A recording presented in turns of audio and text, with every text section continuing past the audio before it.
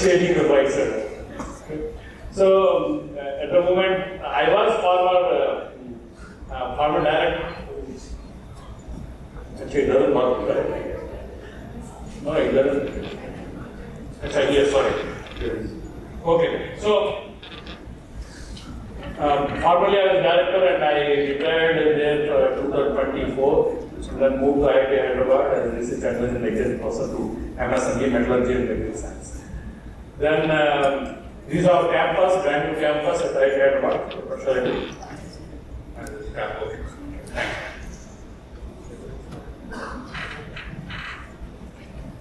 So just to remember, because today is the occasion, Dr.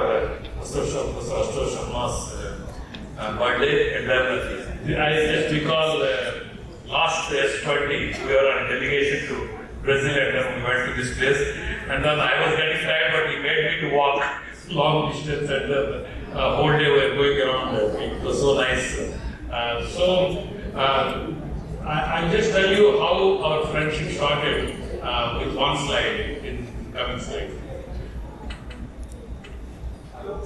So I originally 20 years of my time I spent in ARCI, and in ARCI we learned that it is a translational research from laboratory invention to innovation to take it to the TRL 6, 7, 8 level. That is the practice and mandate for the ARCI. So you know there are two parts here. The academia usually does the basic research and we are very good in publishing papers. And in Indian companies, they import all the stuff and then assemble here and then make the products, and then there is always a gap between these two. A simple example is we work on batteries, and then we work so much. If you see the supercar battery, a lot of research papers, but if you see the actual, what you see, your cars, two-wheelers, three-wheelers, trucks, all these e-vehicles, none of the battery cells is made in India. All these are imported. So that's what these guys do. So the gap is because we don't have the patience or the expertise to scale it up to take it to this level, or we are not happy to do that one because we are very happy to go ahead with this and then keep publishing. So this is a gap. What is creating problem? Is it because of me? Let's go. Yes, let's not go to screen. So you know all about this TRL level. So ARCI does this. So we fill a gap. I will give very quick examples. This slide is an old slide where we used the nanotechnology was hot. We were working on photocatalysis of titanium dioxide and nanosilver. These are the applications, and as I said, we crossed the valley of death, and then go to the product side, and we gave the technology of nanosilver and nanotitanium at a company in Brazil Chemicals in Bangalore, and that was the time I interacted with Professor Astor Sharma, and then he was very much impressed with the products what we done in the commercialization of these products. You can see colorless or the slash jeans with titanium dioxide. It's called sunwash jeans. Where you wear the jeans and then take it and then put it on sunlight, it gets clean. So this is what we used to do that time, but later on we moved to battery technology. Last 12 years we have been working on this, and then we transferred the technology. I'm going to show what we did. So most of these brands, as I told in the beginning, most of these vehicles what are produced by foreign companies or Indian companies. They're all using the batteries imported from China, especially those are the cheapest, especially the three-wheelers. And three-wheelers, they compromise heavily because they need the cells which are of low cost, and then that's what created problem. 2 years back, we had plenty of accidents with the two-wheelers, and the business went up and then started going down. You can see a lot of, in summertime especially, in 2 years back, in 23, 22, then we had a lot of issues with these batteries, and then Ministry of Highways, they formed a committee, and I was there in the committee actually to see how the standard AN156 of the battery packs that has been improved, and then we made the amendments, and the companies are mandated to implement it. For the last 1 year, you don't see any battery fires like these two-wheelers as well.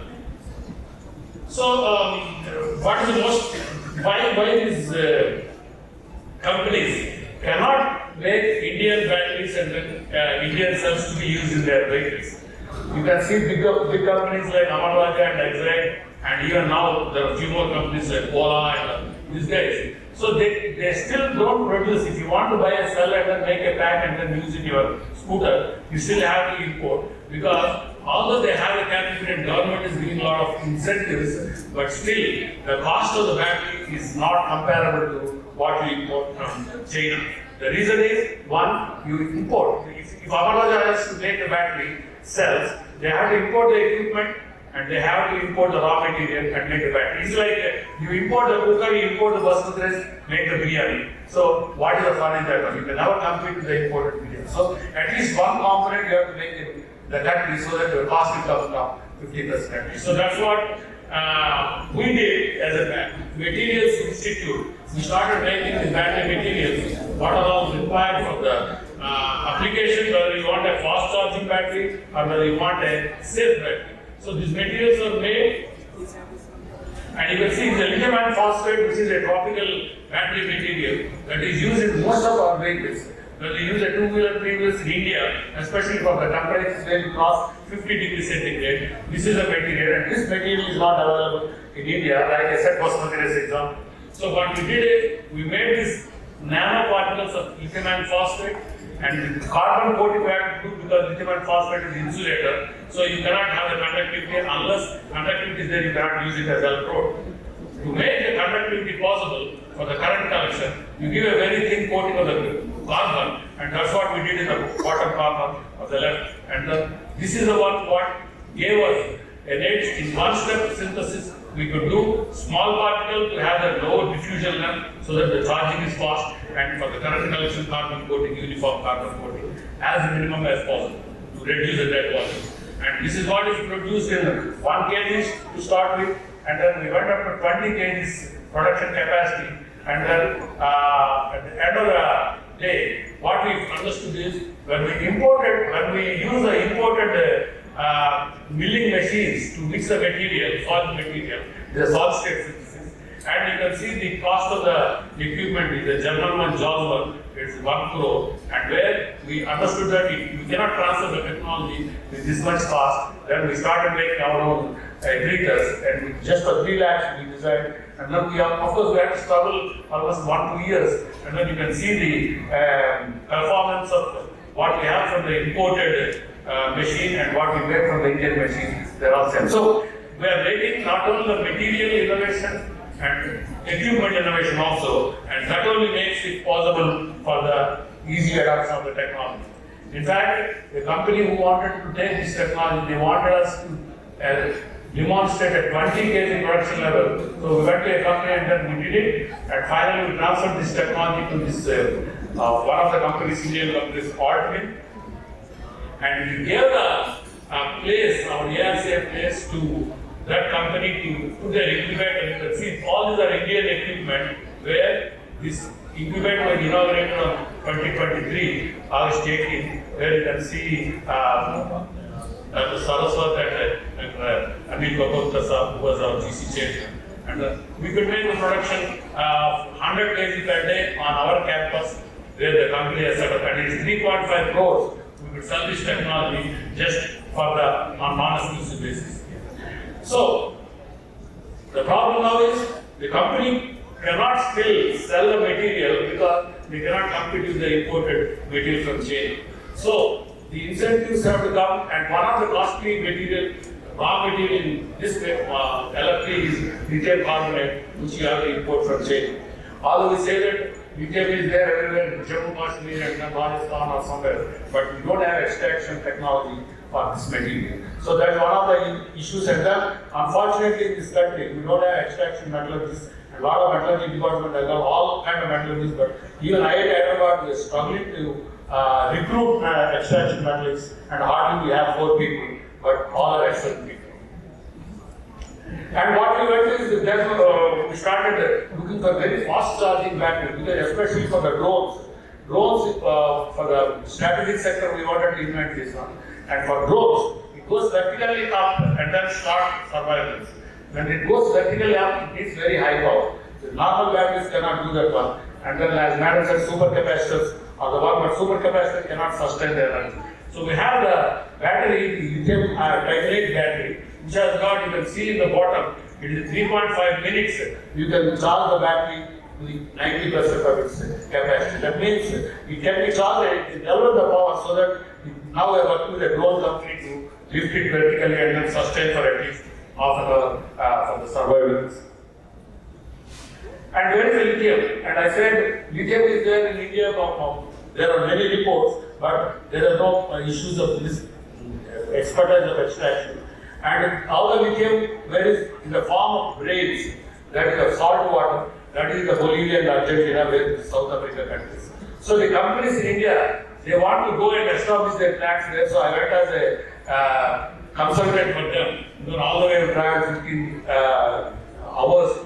They went there, and it is a salt flat. This is also 200 square kilometer flat of salt, and it contains only lithium. So it's a Bolivia. So what we went there, and then we were negotiating in Bolivia where our people can establish a factory there and extract lithium carbonate and export to India, rather than exporting all the raw material and spoiling our environment. So that's going on right now.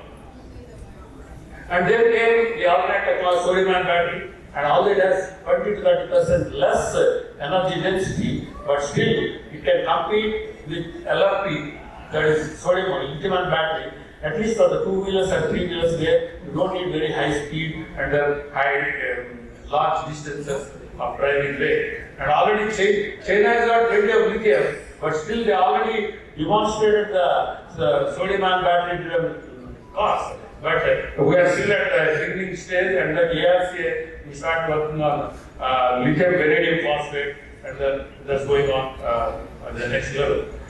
So a lot of materials are possible, but only problem is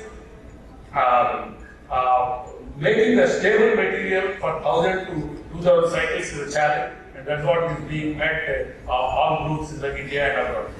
So if you succeed that one, which is very much possible, and you have sodium, you don't need to go to Bolivia, we have sodium was seawater everywhere. And last two slides, my title is opportunities and challenges. And National Hydrogen Mission has started, and then the target is production of green hydrogen 5 million metric ton by 2030. And renewable energy required. Once you call it green hydrogen, you need additional capacity of 125 megawatt green energy, renewable energy. So this is to meet this one, at least you need almost whatever we have so far achieved, solar renewable power. Half of that has to be done in 2030. That means another few years they have to establish, which is not so easy. And we import, again there also, we import on the solar panels from China. And we don't have silicon manufacturing within the country. So, what we did is, and you can see that I already told, what are the options left? So, if you want to reuse the PV panels, we are already working with one Swinburne University in Australia to recycle the solar PV panels and then get the silicon back and then use it. We are working with Greenco company. And then you cannot meet all this by 2030 unless you have a small modular nuclear reactor and then atomic energy is working on that. And one more problem with the electrolysis is you need clean water. It is not that water electrolysis just gives hydrogen. You need to have clean water. And if you want to meet that 500 million metric ton green hydrogen by electrolysis, you don't have water. Seawater cannot be used because it's saline. So there are groups working, including our group at IIT Hyderabad, how to do this, how to develop catalyst membranes to directly apply water. And one more group is working, methane. Methane is steam reformed to produce grey hydrogen. But methane, if you can strip the hydrogen by catalytic pyrolysis, it is like a clean one. We left with carbon and we extract hydrogen. Elsewhere, this technology is there, but not in India. And then people are working on this. Last slide is, so extraction of all these metals, the silicon or germanium, or people are working on, since lithium is not there, whether we can recycle the lithium cells itself, batteries itself, and Roham one company is working. But now, we have got, recently announced by the Government of India, IIT Hyderabad is there, it is a Center of Excellence of Critical Mineral Extraction, and then we are focusing on gallium, high-purity gallium, and then neodymium from used magnets, and lithium for the used batteries for recycling, and some of the strategic materials we are working on also. I think with this I will stop. Thank you so much for your attention.